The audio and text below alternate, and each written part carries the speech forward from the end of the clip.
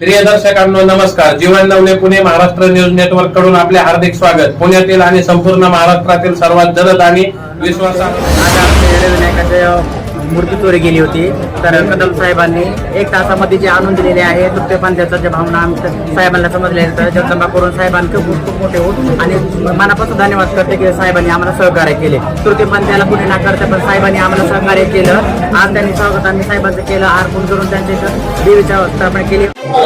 आपण ही मूर्ती बघतोय यल्लमा मातेची मूर्ती आहे आणि ही मूर्ती गुरुवारी 17 तारखेला ही मूर्ती चोरीला गेली होती आणि तृतीयपंथीय लोक म्हणजे जे समाज आहे त्यांचं एक श्रद्धास्थान असलेली ही मूर्ती आहे आणि ह्याची तक्रार 17 तारखेला लक्ष्मीनगर पोलीस स्टेशन मध्ये देण्यात आली होती आणि लक्ष्मीनगर पोलीस स्टेशनचे जे सिनियर PI आहेत किंवा जे पोलीस जवान आहेत त्यांनी अगदी शिताफीने या प्रकरणाचा छडा लावून अगदी आरोपीपर्यंत पोहोचून त्याला अटक सुद्धा केलेली आहे. साहेब, कशा पद्धतीने तपास हा चालू होता तुमचा? याच्यामध्ये त्यांच्याकडे 17 तारखेला मूर्ती गेली त्यांचे निदर्शन आलं, परंतु आमच्याकडे तक्रारी काल आमच्याकडे दाखल झालेली आहे. त्याच्यामध्ये कोणताही आम्ही विलंब न करता किंवा त्यांच्या भावना, सर्वात महत्वाचं त्यांची आस्था आहे, भावना आहे त्याच्यामध्ये. तर त्यांचं मत एक होतं की आमची मूर्तीचं मेल्ट नाही झाली पाहिजे, वितळी गेली नाही पाहिजे. आम्ही त्याला म्हटलेलं आम्ही मूर्ती आणणार, आम्ही तुम्हाला दुसरी मूर्ती देतो.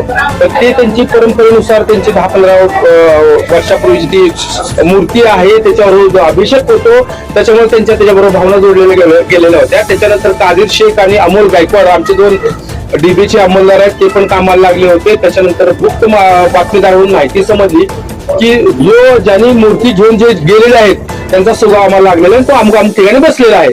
त्यानंतर आम्ही त्याला घेऊन आलो. त्याच्याकडे चौकशी केली असता आम्हाला समजलं की यल्लमा मातेची 1.5 किलोची मूर्ती ही त्यांनी एका सोनारच्या दुकानात ठेवलेली आहे. ताबडतोब रात्रीच्या रात्री जाऊन आम्ही पहाटे 4 वाजता त्यांना मूर्ती आणून दिलेली आहे आणि आम्ही आमचं कर्तव्य पार केलेलं आहे. आज म्हणजे मूर्ती सापडली, चोरीला गेलेली मूर्ती सापडली आणि आता तुम्ही अक्षरशः पोलीस स्टेशन समोर 150-200 जे तृतीयपंथीय समाज आहे, बंधू आहेत, ते प्रतिष्ठापना परत करून इथून मूर्ती जीवित करून घेऊन चाललेले आहेत. काय बोला? याच्याबद्दल माझ्याकडे कुठलेही शब्द नाहीये, त्या भावना आहेत. फक्त तुम्हाला जे काय समजायचे माझ्या चेहऱ्यावर जे दिसतंय तेच तुम्ही समजून जा. आम्ही खूप समाधानी आहोत.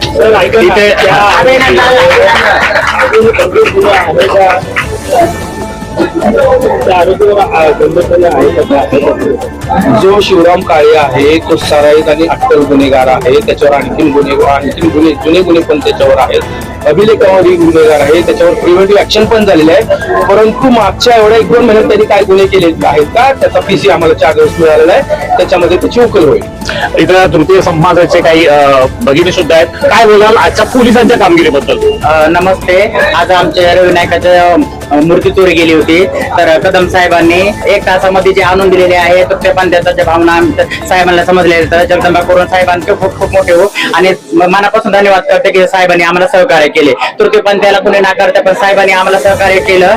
आज त्यांनी स्वागत आम्ही साहेबांचं केलं. अर्पण करून त्यांच्या देवीच्या स्थापना केली, आरती केली साहेबांच्या हाताने. आम्ही खूप आभारी आहे साहेबांचे, कदम साहेबांचे. इथे गुरुजी आहेत. काय बोलाल आजचं क्षण आणि मूर्ती हलवल्याचा दिवस? मूर्ती माझी आजच्या सकाळी 8:30 वाजता चोरी गेली होती. साहेबांनी 2 तासात त्याचा तपास लावून आमच्या लोकवाद्यांनी केली ती मूर्ती. आज त्यांच्या समोरच बोलतो मी आणि पुढे त्यांना काय कुठल्याच गोष्टीचा त्रास नाही व्हावा अशी जगदंबाकडे माझी प्रार्थना आहे. अगदी कमी कालावधीमध्ये मूर्ती शोधून घेऊन एक माणुसकीचं चांगलं उदाहरण लक्ष्मीनगर पोलीस स्टेशनच्या वरिष्ठ पोलीस निरीक्षक असतील किंवा पोलीस शिपाई असतील त्यांनी सादर केलेला आहे. धन्यवाद.